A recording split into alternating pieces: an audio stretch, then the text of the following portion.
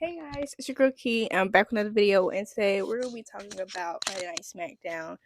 This is the first Friday that Roman has his Ulafala, and as Roman does, he was nowhere to be found. He was not on SmackDown. So, for all y'all that missed it, y'all ain't miss Roman. Y'all did not miss Roman, because he was not there, which I'm cool with his schedule. I've been one of the people that is the most cool with his schedule, but I think that considering he got the Ulafala back and considering he has not been at SmackDown for its 3-hour premiere, I think since he's been a SmackDown superstar for so long, he should have been there for like a moment. Tap in, give me a little FaceTime, do whatever you gotta do. But I just SmackDown is his home. I really thought that Roman was gonna be there, and I was a little sorry he was not, but it was still a good. It was still a show. It was still a good show, good wrestling. I am gonna be honest. When I seen Paul Heyman is the best. Paul Heyman is the best. He ended up declaring Roman Reigns for the Royal Rumble, which that disappointed me as well. Being that this is the first Royal Rumble since years, I think Roman should have been the one who be like, I declare, but tribal chief character, I guess. And to make that announcement, he called down Cody Rhodes. Paul Heyman gave Cody Rhodes his respect. Well, Paul Heyman gave Roman Reigns respect to Cody Rhodes, which I've been seeing a lot of that recently. We've been seeing a lot of that recently. It's been interesting. Been very interesting to see so many people continue to give Cody Rhodes his props, and I give Cody Rhodes his props, but I think that you ain't gotta do that every time. Like we get it, and for the reason to be so he can have a match with Cody Rhodes again, I thought that was pretty lame. I'm gonna be 100% with y'all. I'm gonna tell y'all the truth. I think that was pretty lame considering Roman was a champion for almost 4 years. And for him not to have a opportunity given to him doesn't make any sense. It doesn't make any sense for him not to have a rematch. And although it could just be Roman Reigns wanting to do it at the greatest stage, WrestleMania, get his championship back, fine. But say that. Tell me that's why. Don't say like the next thing we want to do is get that WWE championship back. No, like it's Roman Reigns. You willing to tell me that Roman Reigns has to be at the end of the line? No, that's not no. I'm not gonna believe that. I'm not believing the fact that he had to be in the Rumble to get an opportunity. I don't believe that.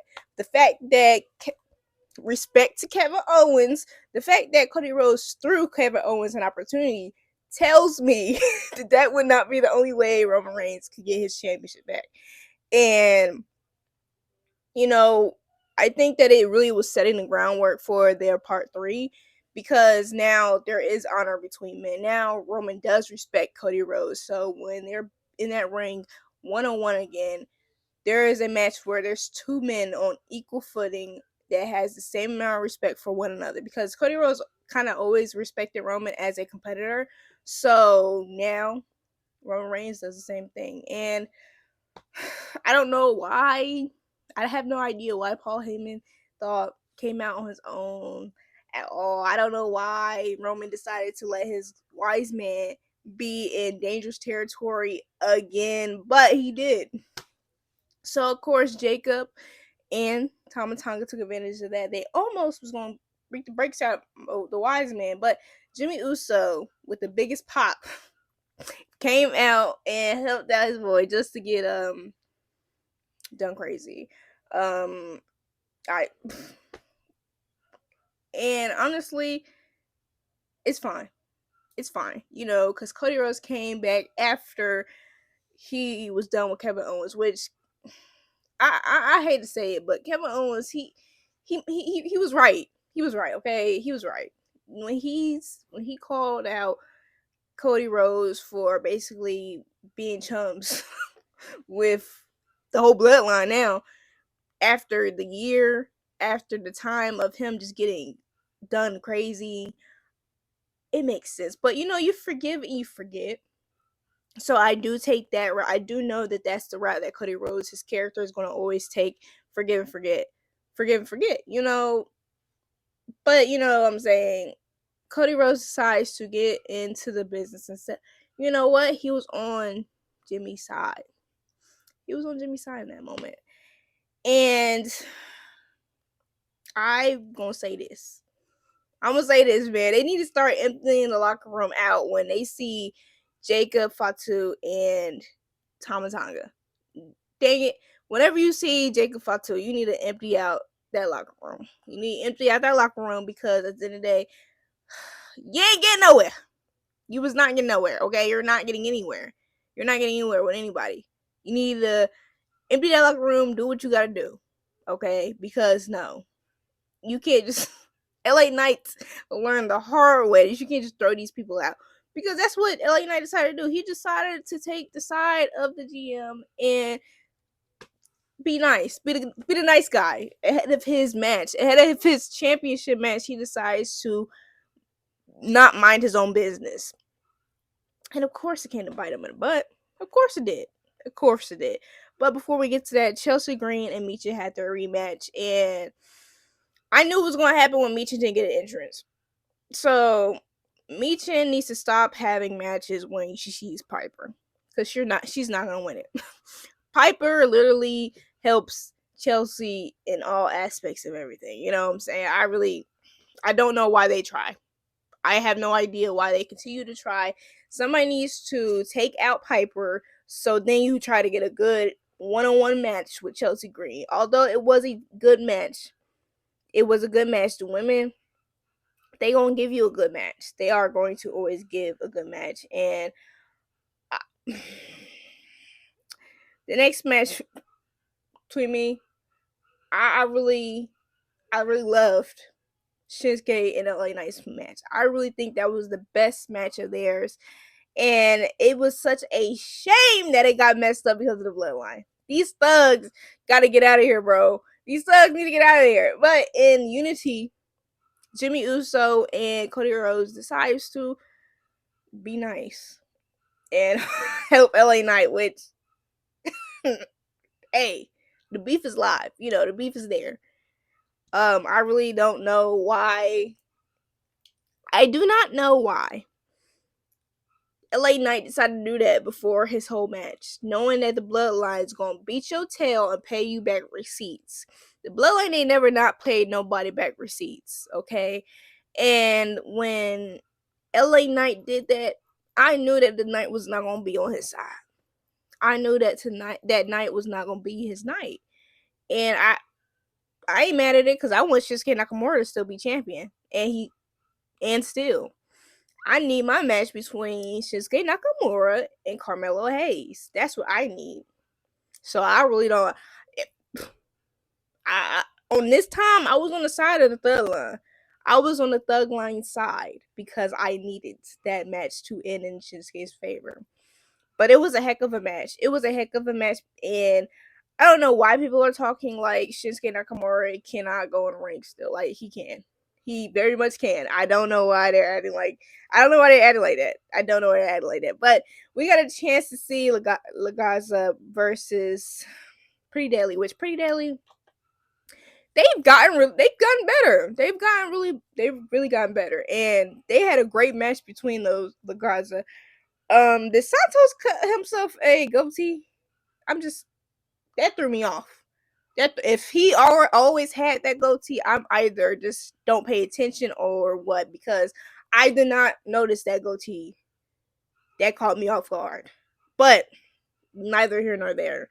Um, I am betting all the chips on Legado del Fantasma. I am. They gonna be one of them groups. They gonna be one of them groups. If they keep on giving Final Testament a chance, they need to continue to give Legado del Fantasma a chance, and hopefully they get to a point where they are more noticeable on the card than they are now, because they know how to go in the ring. And the next tag match was A-Town Thunder versus Motor City Machine Guns. This tag team division really do it for me. They really been doing it for me. I really think that the women's tag team division needs to be set up like that, and it's not going to take long. You saw how it didn't take too long for that to happen with the Miz. You just need to put in time and actually care what you're doing. They need to care more about what the women's tag team is doing instead of having both your tag champs in a them being in a fatal 4-way is fine, considering that Naomi is not Bianca's permanent um tag team partner. Like, she's not, so it makes sense for her to be in that match. I'm sorry, if Jade Cargill wasn't in the equation, I'd agree with people being upset, but no. Where else would you, like, be for real? But this is basically a tournament without being a tournament when it comes to the Miz tag team division for the first contenders. I really liked the match that A-Town Down Under and Motor City Machine Guns put on. It really highlights both of their strengths, and it really, with the win, Motor City Machine Guns has really made an impact. They really made an impact on the WWE universe and on their debut. Like, they ain't been here that long yet. They're really there. You could not put them to the side. None of that. You have to respect them. And I love the fact that they are getting showcased like that, because not every wrestler, not every tag is going to get showcased like they got showcased. And they're continuously in the conversation. I mean, if the Street Profits are not in the equation, I really could see Motor City Machine Guns getting the titles back and being champions for a very long time. That is if first Street Profits don't get back and nobody from the bloodline gets in the tag, because honestly, if the Usos got back together again, I ain't gonna front. I ain't gonna lie. They could be double champs. You know what I'm saying? Jake had the IC championship and he had the championship. Like, I don't care. My agenda is, I'm sorry. My agenda is just be clear. I really want I want the Usos reunion for a little bit. I, I missed them bad, guys. I missed them bad. I know we just saw them kind of like work into like a tag recently, but I still miss them. I still love them. But match of the night for me was the women's fatal 4-way. The women's fatal 4-way really did it for me. I think that Tiffany Stratton coming to the ring and basically saying her spiel on everything and her cash in, it was cool. She need a little bit more work on the mic, for real. If we gonna be real, she need a little bit more work. And Nia coming out and saying how she felt, which, you go, Nia. You go. I'm on your side until Naomi comes out. The pop Naomi got with her music, off the chain, off the hook. Okay, Naomi is gonna be our next champion. I don't know why I still doubting it. She gonna be our next champion, but that fatal 4-way between the women really it really shows their the amount of skill all the women in the locker room had, but also it showcased how amazing SmackDown women roster, the SmackDown women's roster is. But it also makes me upset the fact that they weren't the main event. Them not being the main event is actually a crime, considering last week the match between Nia and Naomi was not the main event, although that was the match of the freaking night. Match of the freaking night and match of the year for the women's.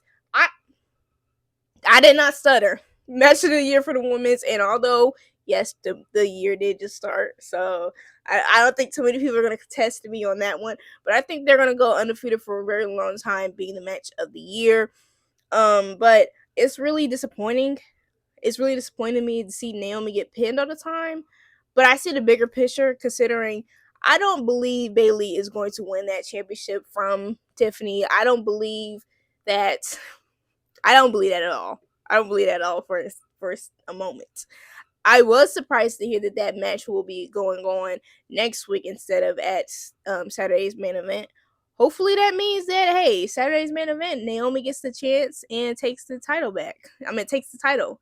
Hopefully that happens. When it comes to titles in general, seeing the women's championship be kind of not passed, but just once one person loses it and they pass it on another person, seeing it being more fluid than the other main titles for the men really continues my urge to remind to say like to create like not everybody gonna be Roman Reigns. Not everybody should be booked like Roman Reigns. Nobody should be booked like Roman Reigns except Roman Reigns.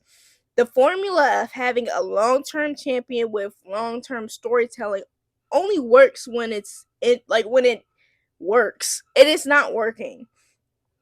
Like that Roman Reigns formula cannot be replicated to just anybody. And I'm not just calling Cody Rhodes or Gunther or anybody else that has the championship for a long time. I'm not saying that there are any below Roman, but Roman had so many things going for him and so many things he did that it all worked and fell into place that he was champion for as long as he was. But the fact that we are